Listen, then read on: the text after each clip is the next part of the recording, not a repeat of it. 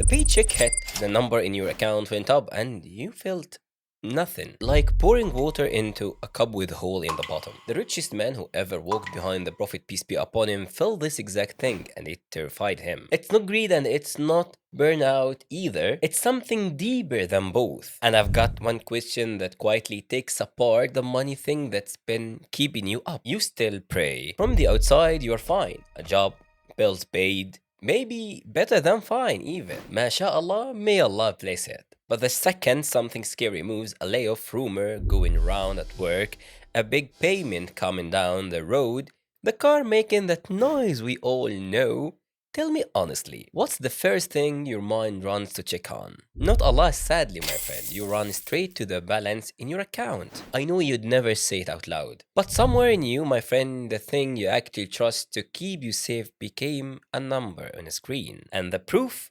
The math you run at 3 a.m. while your family is asleep. And that line you keep repeating yourself, once I'm stable, I'll come back to him properly. And here is the problem, my friend. There is no such a thing like stable. Stable is a horizon. Every step you take toward it, it backs away from you. And the man I promised you, he figured this out 1400 years ago, the hard way. At Medina, my friend, a migrant arrives with nothing. No money, no house, not one of his family beside him.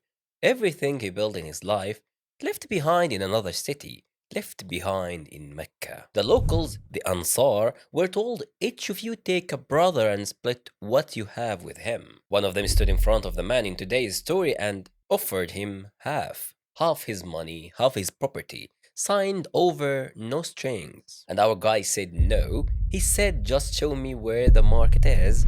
Don't worry about anything else. And that's it. That's all he asked for. And from that one walk to the market, he built one of the biggest fortunes anyone around the Prophet, peace be upon him, ever saw. His caravans were so huge that when they entered Medina, the ground would shake. The man in today's story is the companion, Abdurrahman ibn Auf. Radiallahu anhu. If you came to this country with 2 suitcases and a degree nobody recognizes, this is your god, my friend.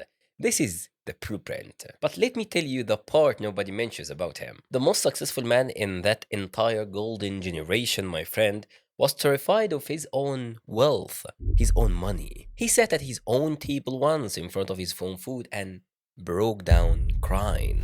Years later, our guy has made it. The caravan are real.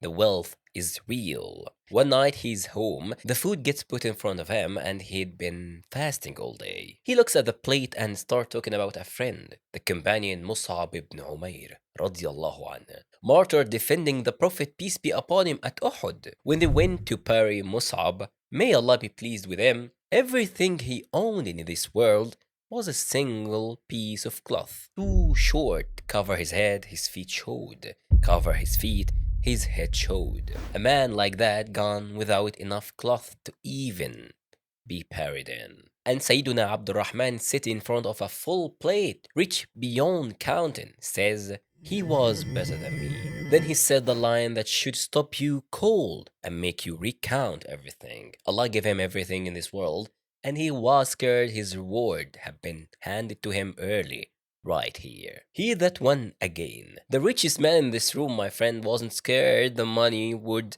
run out. He was scared that the money itself was the payment, that his account was being settled here, in full, final. Nothing left waiting for him on the other side. Then he wept and couldn't touch the food, my friend. Sit with that for a second. Because the fear in your chest at 3 a.m., it's the same fear, same species, just a different size. You are not scared the money will run out itself. You are scared the money is the prize, that this is the whole answer to your life, and there's nothing underneath it. I know exactly what you are thinking right now. I can't just stop working, man. I've got people depending on me. And you are right, you can't. And nobody's asking you to. He didn't stop either. Sayyiduna Abdurrahman radiallahu anhu kept trading until the last day of his life. So if quitting is not the answer here, and grinding harder is the exact thing eating you from inside, what's left? There is only one word for what money actually is in all our lives. Fitna. Most people translate it as a test and keep scrolling. The money isn't the punishment, the money is the question. And that fear you could never find words for, that's what it feels like to live inside the question. The question was never, will you give the money up or not? Nobody asked Abdurrahman to be poor. The question is, will you let it sit on the throne inside your chest? The seed that was never built for money in the first place? There is an ayah in the Quran that says exactly this. وَاعْلَمُوا أَنَّمَا أَمْوَالُكُمْ وَأَوْلَادُكُمْ فِتْنَةٌ وَأَنَّ اللَّهَ عِنْدَهُ أَجْرٌ عَظِيمٌ. Know that your wealth and your children are a fitna, and that with Allah is a reward immense. First half, the thing you are chasing in the test itself. But don't skip the second half. That's where the relief actually is. Your Lord has the immense reward and the vast one. Because between you and me, my friend, the hunger that's had you locked into a paycheck was never paycheck sized. Not one salary, not two, not even three or even 10. You've been trying to pour an ocean into a cup with a hole in it. That's why the number went up and you still didn't feel safe. Wrong size and even wrong cup. And Sayyidina Abdurrahman radiallahu anhu shows you the move. He didn't pass the test by going broke. He died wealthy. He held the money in his hand and never once let it into his heart. Hand is open, heart is closed. That's the whole posture. Which means you don't have to wait for financial stability to come back to Allah subhanahu wa ta'ala. You took money off the throne in your heart today while you are still mid grind. How though, Behwish? Here is where our second story for today is about King Solomon, Sulaiman alayhi salam.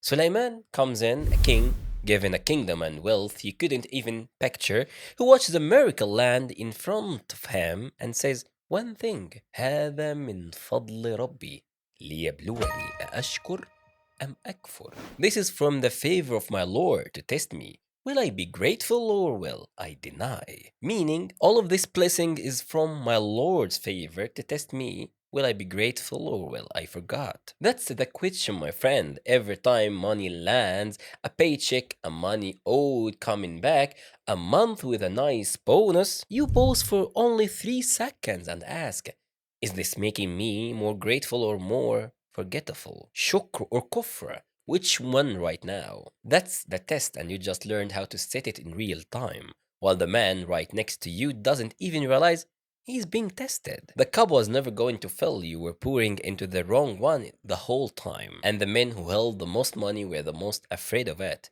That fear wasn't weakness, it was the proof they were free. They knew they were in a test. And the more the money grew, the heavier the responsibility got. But underneath, is the money enough? There is a darker question. The night you look at all of it, the grind, the bills, the whole thing, and ask, why am I even doing any of this? I made you a video on that exact night about a man who put the brightest things in the sky on trial and watched every one of them fade out, one after another. Go watch it now. There it is. That's all for today.